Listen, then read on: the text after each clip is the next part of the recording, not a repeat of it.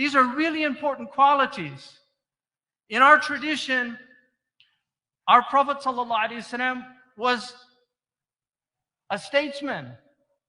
He was a prophet, he was a statesman, he was a general, he was a father, a benefactor, he was the greatest philanthropist.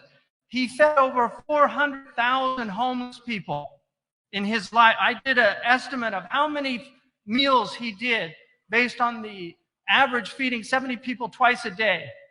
He fed over 400,000 people. That's a sunnah of our Prophet, taking care of homeless people, taking care of the downtrodden.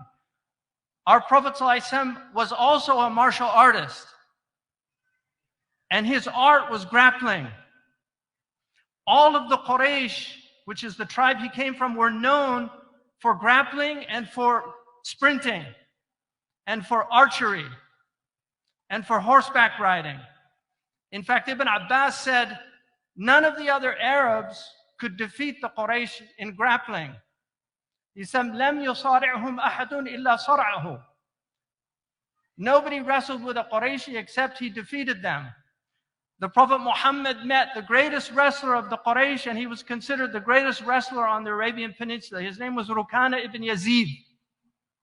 And the Prophet ﷺ said to him, "Do you want to wrestle with me to see who's stronger, Allah or Lat and Uzza?"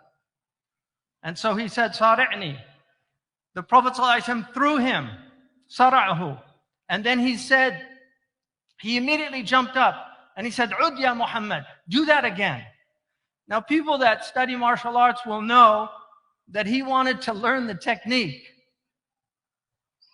because that was the first time he'd ever been thrown. Imam Asyuti wrote a very interesting book called Al-Musara'a ila al-Musara'a, hastening to grappling, or hastening to wrestling. And he talks about the importance of learning how to wrestle, and this is something all of the Muslims did in Mecca and Medina. They learned how to defend themselves, and not just the men, but also the women.